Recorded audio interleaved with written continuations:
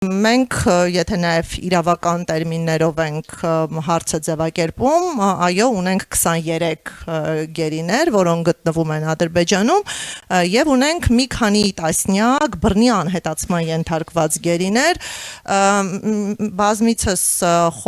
խոսվում է 80 անձի մասին, դա ըստ էության իրավապաշտպանների փաստահավաք գործունեության ընթացքում հաստատված դեպքերն են, ընդ որում սա երբեք չի կարող որակվել որպես սպառիչ թվաքանակ, առնվազն 80 դեպքի մասին իրավապաշտպանները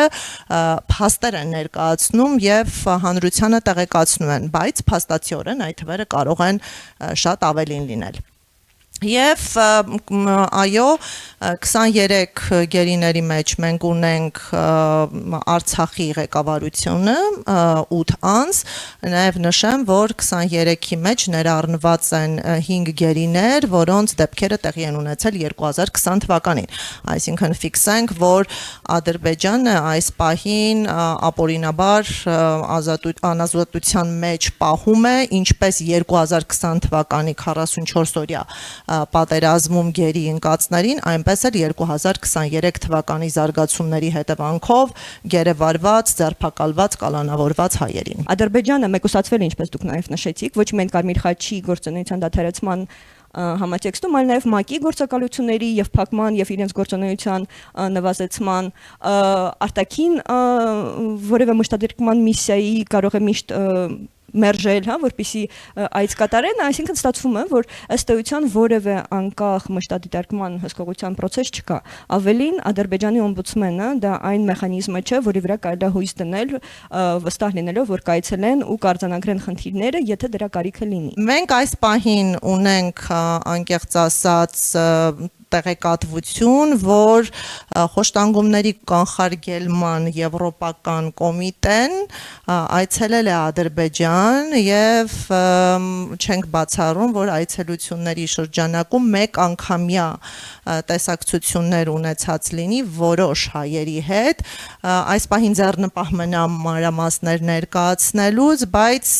ապագայում մենք նաեւ հայտարարությամբ հանդես կգանք այս հարցի առնչությամբ։ Ինչով են կարևոր առասարակ միջազգային դատական գործընթացներ առանցքային այստեղ, որովհետև երբ որ դու միջազգային դատական գործընթացները հանում ես, կոպիտ ասած, ամբողջ հավասարման մեջից, այսինքն հանում ես ընդհանուր ամբողջ պատկերի մեջից, մնում են Բաքվի դատավարությունները։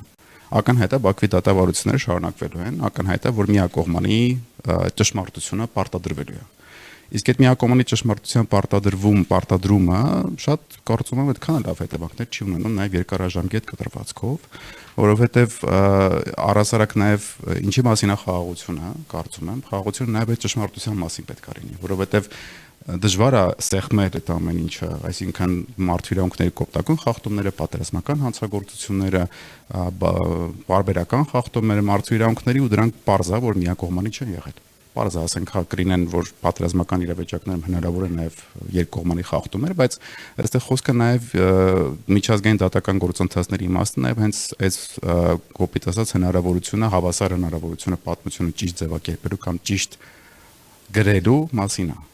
Իսկ այս հակառակ պարագայում դրանից դու զրկվում ես, ցավոք սրտի միջազգային դատական գործընթացներում այս առումով